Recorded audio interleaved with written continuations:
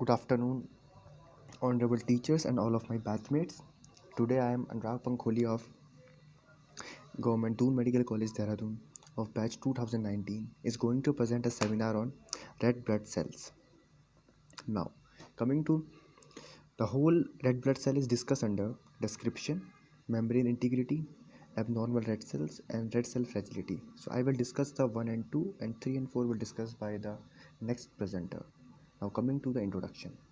The red blood cells are also known as erythrocytes because erythro means red, as they appear red in the stained smear of peripheral blood, and they also appear red because they contain iron containing transport protein, which is red in color, known as hemoglobin.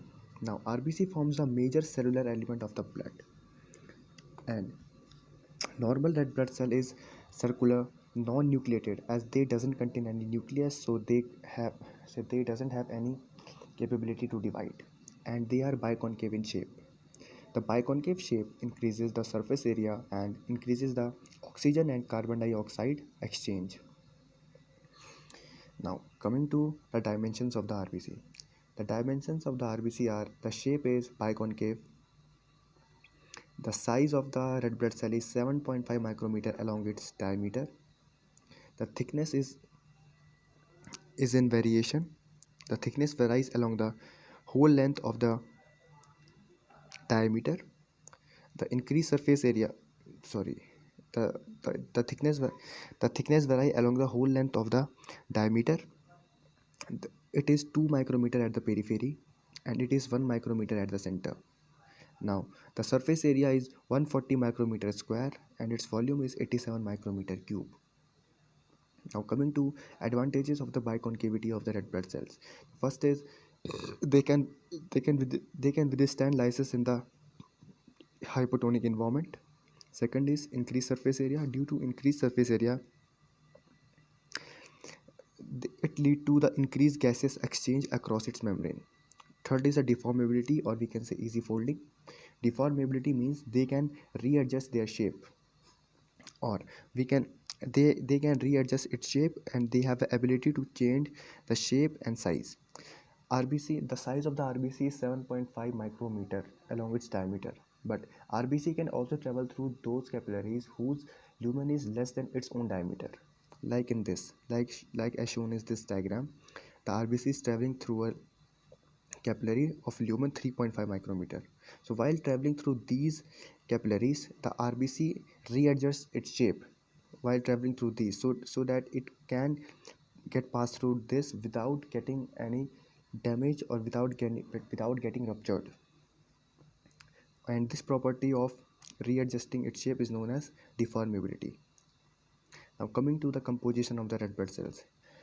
In the composition, the water is the highest content there. The water is the highest content. It is 60% wet weight. It constitute the 60% wet weight of the red blood cells. The hemoglobin constitute the 35% wet weight and the 90% dry weight, and the rest lipid, protein, enzyme, glucose, ions, and non-protein nitrogenous substances. These all comprises the rest 5% of the composition. The lipids the lipids are mainly present in the RBC in form of glycolipids and phospholipids across in the cell membrane of the red blood cells, and these are cephalin, lecithin, and cholesterol. The proteins which are present in the red blood cells are glutathiones and albumin. These proteins are actually strong reducing agents, and they keep the iron which is present inside the hemoglobin in the reduced state, which is +2. Now coming to the enzymes, the main metabolic pathway which is going in the RBC is glycolysis and HMP shunt.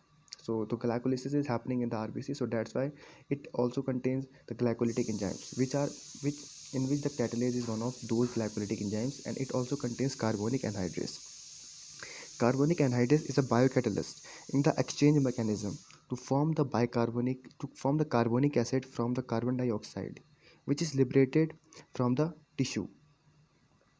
Now, coming to the next composition, which is glucose and amino acid, which are the primary fuel for the RBC. Next are the ions, which are the anions, chloride, phosphate, and bicarbonate. The major ions which are present in the RBC are the negative ions. We can say anions. RBC doesn't contain any type of positive ion inside. it. The only positive ion which is present inside the red blood cell is potassium ion, and it is present due to the activity of sodium potassium ATPase. So RBC is a as the RBC is a metabolically active cell. So so the end products of the metabolisms are urea, ammonia, creatine, and uric acid, which also forms some part of the composition. Now coming to red cell count, the red cell count in adult male is 4.5 to 6 million per millimeter cube of blood. In adult female, it is less than males, which is 4 to 5.5 million per millimeter cube of blood. And this is due to the inhibitory effect of the estrogen over the erythropoiesis. In the newborns, due to the increased hemoconcentration, a they have more red cell count, which is 6 to 8 million per millimeter cube of blood. And children's have less RBC count than adults, which is 3 to 5 million per millimeter cube of blood. Now coming to the lifespan of RBC, the lifespan of RBC is 120 days. The aged RBC are destroyed by the tissue macrophage system, which are present in the reticuloendothelial system like spleen. The lifespan of the RBC can be measured by injecting the radioactive iron or chromium with the RBC. So when the RBC will destroy in the spleen, the radioactivity of these radioactive element will also disappear. By this method or technique, we can monitor the lifespan of the red blood cells. The aged or abnormal RBC are actually more fragile, or we can say they are more fragile towards the hypotonic environment. They can easily swell up and they can burst, and they also lack a deformability. They can't readjust their shape while passing through the narrow lumen capillaries. So when they pass through these narrow lumen capillaries, which are and the narrowest lumen capillaries which are present in our body are actually present in capillaries of the red pulp. The capillaries of the red pulp are the narrowest capillaries which are present in our body.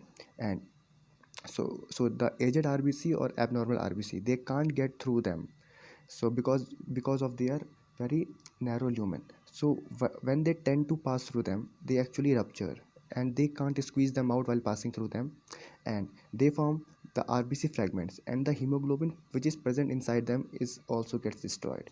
So while passing through them, RBC fragment and destroyed hemoglobin will phagocytized by the macrophages. So that's why spleen is called the graveyard of RBC. Now coming to the cell membrane of red blood cells. The red blood cell membrane has three structural elements. Like any other eukaryotic cell, it contains a bimolecular layer of phospholipid, which is a lipid bilayer, and in which the integral proteins are embedded in it. And but the additional point, the additional organization, or we can say the additional layer which is present in the red blood cell is membranous skeleton. And this membranous skeleton are also known as peripheral proteins, and they are the responsible for its biconcave configuration. Now coming to its diagram. Now this diagram depicts the trilaminar organization of the red blood cells. Red blood cells have a trilaminar organization, or we can say it has a trilaminar it its membrane contains trilaminar organization. Now coming to in which the bilayer of phospholipid, in which there is a bimolecular layer of phospholipid, in which the glycolipids are present over its surface, and it contains the integral proteins which are embedded over these phospholipids, which are band 3 and glycophorins. Additional to this, RBC contains a membranous skeleton, and these membranous skeleton are also known as peripheral proteins, and they comprises of spectrin and gyrin and actin. Now coming to the lipid bilayer.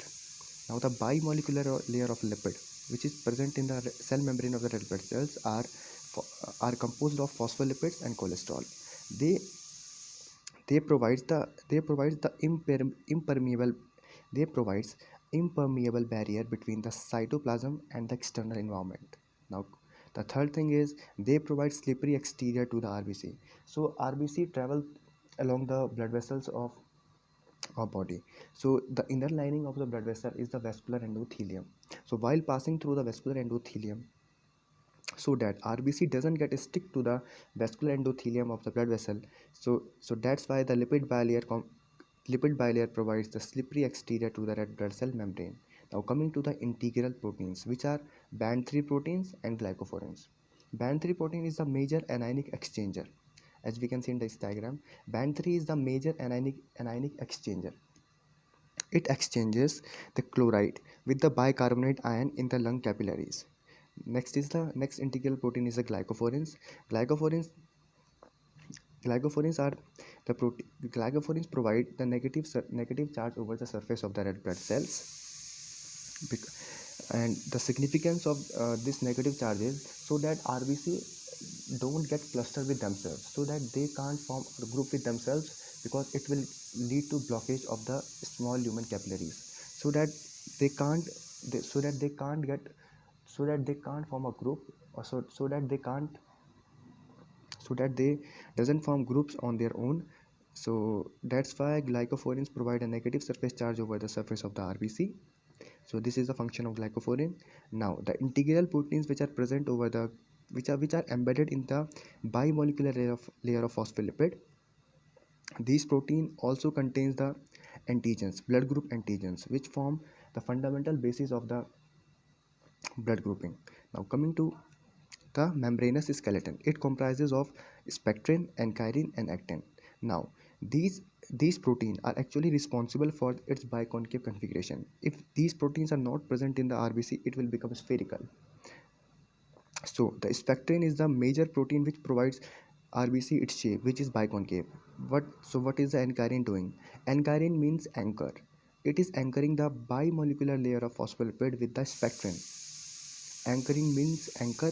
It is anchoring, joining the bimolecular layer of phospholipid with a spectrin. So this is the function of ankyrin, and spectrin is the major cytoskeletal element, or the major membranous skeletal element, which is providing the red blood cell its biconcave shape. Now coming to this spectrin and ankyrin, they provide the biconcave contour or configuration to the red blood cells. They also provide the red blood cells the property of deformability, so that red blood cell can readjust its shape while passing through the narrow lumen capillaries like in the red pulp. And they also provide red blood cells membrane their stability, and they also provide the durability. The deficiency of these membranous protein lead to the spherocytosis. When there is a deficiency in the spectrin in the membrane of RBC, it will lead to the spherocytosis. When there is a deficiency of ankyrin in the red blood cell membrane, it leads to the elliptocytosis and poikilocytosis. Now, these are my references. Thank you for patient listening. Thank you for patient listening. And now thank you for the patient listening. And now the abnormal red cells and red cell fragility will present by next presenter.